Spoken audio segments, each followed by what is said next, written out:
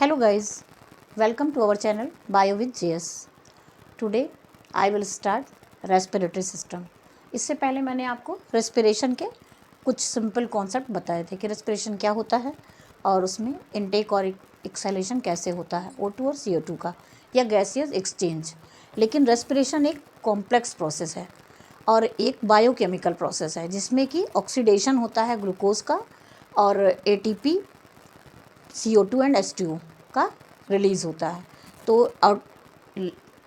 More amount of ATP 38 ATP जो कि ATP को बोलते हैं एडिनोसिन ट्राइफॉस्फेट। तो ये एनर्जी पावर बोलते हैं, इसको हम एनर्जी करेंसी ऑफ सेल बोलते हैं। प्लांट्स में ये माइटोकॉन्ड्रिया में और साइटोप्लाज्म में होता है। मीन्स दो साइकिल होती हैं, ग्लाइकोलिसिस एंड क्रेब्स। ग्लाइकोलिसिस जो होता है वो outside mitochondria that is present in cytoplasm, मतलब साइटोप्लाज्म में होता है। उसके बाद की प्रोसेस जो है वो माइटोकॉन्ड्रिया में होती है, बिकॉज ऑक्सीजन जो है वो माइटोकॉन्ड्रिया में प्रेजेंट होता है।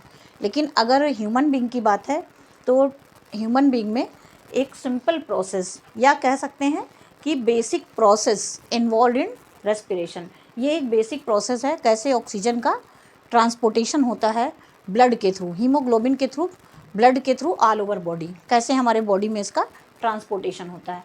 जैसे कि ये एल्वियोलाई इन लंग्स, ये आप देख रहे हैं रेस्पिरेटरी सिस्टम, और ये बेसिक टिश्यू सेल्स है। ऑक्सीडेशन ऑफ ग्लूकोज, ग्लूकोज का ऑक्सीडेशन कैसे होता है। Intake of O2 through our mouth, हमारे थ्रू आवर नॉस्ट्रिल्स, नाक मतलब नोज़ के थ्रू हम जब सांस लेते हैं, ब्रीथ करते हैं, तो O2 का इनटेक होता है।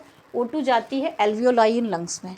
उसके बाद intake of O2 by haemoglobin, haemoglobin O2 को लेकर ऑल ओवर बॉडी में उसका ट्रांसपोर्टेशन करता है ब्लड में। कौन सी आर्टरी में? सिस्टमैटिक आर्टरी में। सिस्टमैटिक आर्टरी ट्रांसपोर्ट करती है O2 का ब्लड के थ्रू पूरे ऑल ओवर बॉडी, और इसका डिफ्यूज़न होता है O2 का टिश्यू सेल्स में, जहाँ पर ऑक्सीडेशन होता है ग्लूकोज का। जब ग्लूकोज का ऑक्सीडेशन होता है तो CO2 रिलीज़ होती है, तो डिफ्यूज़न उसका CO2 का ब्लड में होगा। उसी के माध्यम से basis of diffusion of CO2 into systematic when, systematic veins जो है वो इम्प्योर ब्लड को लंग्स तक ले जाती है, ट्रांसपोर्ट करती है CO2 का by the blood in systematic veins, release CO2 into lungs, फिर CO2 को लंग्स में रिलीज़ करता है after then exhalation of CO2। ये एक बेसिक प्रोसेस है जो कि ह्यूमन बीइंग में कैसे रेस्पिरेशन का एक सिंपल प्रोसेस होता है। लेकिन प्लांट्स में जो सेल होती हैं, टिश्यू सेल ऑफ प्लांट, जहाँ पर रेस्पिरेशन होता है प्लांट्स में, तो वो दो प्रोसेस हैं, ग्लाइकोलिसिस एंड क्रेब्स। और on the presence of oxygen की जो प्रेजेंटेशन होती है कि एक प्रोसेस में ऑक्सीजन प्रेजेंट होती है और दूसरे में ऑक्सीजन नहीं प्रेजेंट होती है, उसके आधार पर हम उसको दो भागों में बांटते हैं, जिसको बोलते हैं anaerobic respiration and aerobic respiration.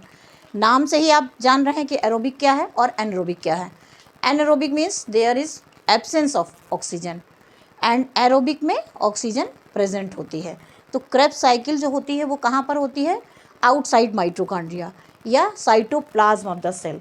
Glycolysis which involve break down of glucose, glucose का ब्रेक डाउन होता है और रिलीज होता है pyruvate 2 molecules of pyruvate occurs in cytoplasm of the cell outside mitochondria, mitochondria के बाहर 2 पाइरुवेट के मॉलिक्यूल्स मिलते हैं जो कि ग्लूकोज का ब्रेक डाउन होने के बाद। It does not require oxygen, इसमें ऑक्सीजन की ज़रूरत नहीं पड़ती है। और रेस्पिरेशन इसको बोलते हैं एनरोबिक पार्ट ऑफ रेस्पिरेशन। इसके बाद क्रेब साइकिल है, क्योंकि पहले पार्ट में C6H12O6 that is called glucose, it's chemical name of glucose, और glycolysis in cytoplasm is anaerobic respiration, 2 pyruvate molecules occur in cytoplasm.